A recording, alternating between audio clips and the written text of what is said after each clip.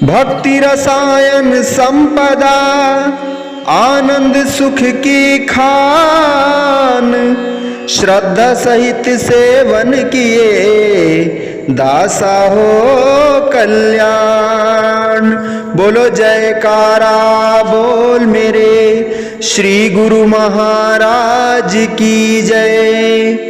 बोलिए साचे दरबार की जय। श्री आनंदपुरवासी भगवान की जय।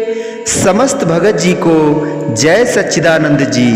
भगत जी इस चैनल को सब्सक्राइब कीजिए, वीडियो को लाइक कीजिए और वीडियो को ज़्यादा से ज़्यादा शेयर कीजिए ताकि यह भक्तिमय सत्संग समस्त गुरुमुखों तक पहुंच सके। जय सच्चिदानंद भगत जी। संत सत्पुरुष लोक परलोक में जीवों की सहायता करते रहते हैं। सन 1921 की बात है। हमारे परम आराध्य देव श्री श्री 108 श्री स्वामी स्वरूपानंद जी महाराज जी, श्री द्वितीय पातशाही जी, मौजा कक्कियां, जिला बन्नू में भक्त खान चंद जी, महात्मा योग आत्म आनंद जी के घर पर सत्संग प्रचार के लिए ठहरे हुए थे। उन्हीं दिनों कक्कियां में डाका पड़ा और डाकू एक भक्त के लड़के को पकड़ ले गए।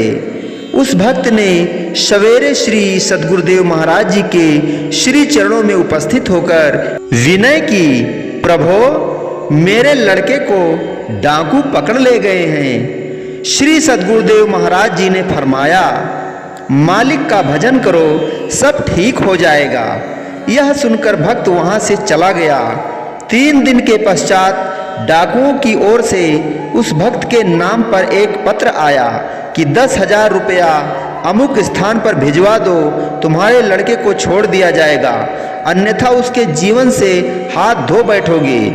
उस भक्त का एक ही लड़का था, अतएव पत्र पाते ही वह भागा भागा श्री सद्गुरुदेव महाराज जी के पास गया और पत्र के विषय में संपूर्ण वृतांत श्री चरणों में निवेदन किया।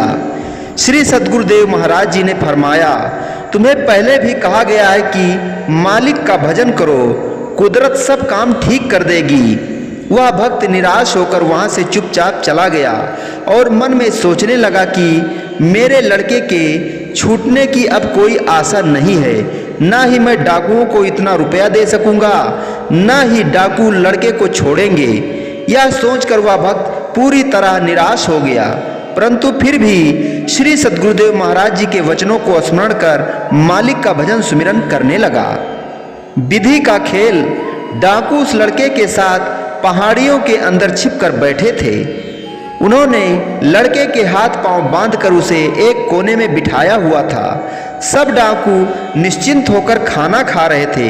अकस्मात उन्हें पहाड़ी पर एक सिपाही घूमता हुआ नजर आया। एक डाकू बोला, मालूम होता है कि पुलिस आ गई है। सब डाकू लड़के को छोड़कर वहां से भाग खड़े हुए। डाकुओं के भागने पर वह सिपाही नीचे उतरकर लड़के के पास आया और उससे सब हाल पूछा।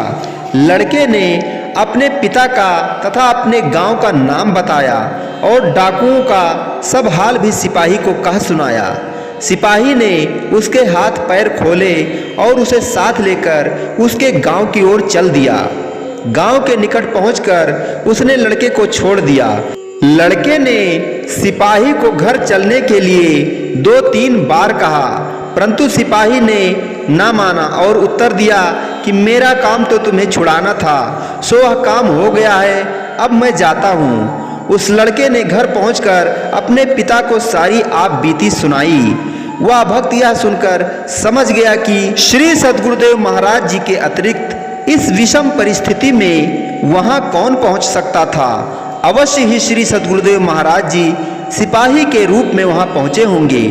दूसरे दिन वह भक्त अपने लड़के तथा परिवार के सदस्यों को साथ लेकर श्री चरणों में उपस्थित हुआ और आपको बार बार धन्यवाद देते हुए आपके गुणानुवाद गाने लगा।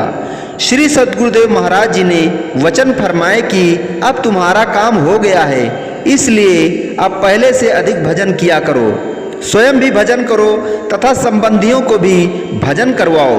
भजन करने से अंदर के काम, क्रोध, लोभ, मोह, अहंकार आदि तथा बाहर के सब डाकू भय खाते हैं। जो मालिक का भजन करते हैं वह इस लोक में भी तथा परलोक में भी सुखी रहते हैं। उन्हें कोई दुख, कष्ट, विपदा नहीं सताती है। ठीक इसी प्रकार श्री परमहंस दयाल जी ने इस विषय में एक मिसाल देते हुए आगे फरमाया कि दलीलुल आरफीन नामक पुस्तक में लिखा है कि हजरत मोइनुद्दीन चिश्ती का एक पड़ोसी उनका पीर भाई यानी गुरु भाई था। जब वह शरीर छोड़कर गया तो हजरत चिश्ती उसकी कब्र पर मुराकिब यानी मालिक के ध्यान में मग्न हुए। उस समय पहले तो उनके चेहरे का रंग फक पड़ गया, परंतु बाद में उनके चेहरे पर प्रसन्नता के चिन्ह उभर आए। वापसी के समय हजरत चिश्ती के एक शिष्य ने इसका कारण पूछा तो आपने फरमाया कि जब मैं मुराकिब यानी ध्यान मग्न हुआ तो देखा कि मेरे गुरु भाई के पास एक भयंकर रूप रंग का यमदूत आया और उसको कष्ट और यातना देनी चाहिए। उसको देखकर मैं दुखी हो गया। बाद में मेरे प्रसन्न होने का कारण यह था कि उसी समय मैंने देखा कि हमारे पीरो मुर्शिद यानी सदगुरु हजरत उस्मान हारूनी रहमतुल्लाह औलिया प्रकट हुए और उस यमदूत से कहा, इसको यातना क्यों देता है, इसको छोड़ दे। उस यमदूत ने उत्तर दिया, इसने जीवन में कोई अच्छा काम नहीं किया, इसलिए मैं इसको किसी हालत में नहीं छोड़ूंगा। हजरत उस्मान साहिब ने फरमाया, अच्छा काम नहीं किया तो ना सही, हमारा दामन तो इसने पकड़ा है, इसलिए इसे छोड़ दे। किंतु यमदूत फिर भी ना माना और फिर कष्ट देना चाहा तो हजरत उस्मान साहिब ने एक जोरदार थप्पड़ उस यमदूत के गाल पर धर दिया।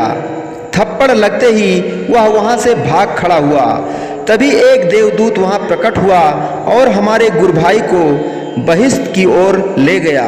श्री परमहंस दयाल जी के उपरोक्त वचनों से यह बात स्पष्ट हो जाती है कि संत सत्पुरुष परलोक में भी जीव का साथ निभाते हैं और उसे धर्मराज के पंजे से छुड़ाकर अपने धाम अर्थात सचखंड में ले जाते हैं। अब आप स्वयं ही निर्णय करो कि सच्चा साथी फिर संसार में कौन हुआ। आप स्वयं ही कह उठेंगे कि सच्चे साथी, सच्चे मित्र तो संसार में केवल संत सद्गुरु ही हैं। वे ही जीव के सच्चे सहायक, सच्चे हितैषी, सच्चे मार्गदर्शक एवं रक्षक हैं। अतः जीवन यात्रा में संत सद्गुरु को अपना सच्चा साथी बनाओ और उन पर पूर्ण श्रद्धा एवं विश्वास रखकर अपना लोक परलोक सुखमय बना लो। बोलो जयकारा बोल मेरे श्री गुरु महाराज की जय। बोलिए साचे दरबार की जय। श्री आनंदपुरवासी भगवान की जय। समस्त भगत जी को जय सच्चिदानंद जी।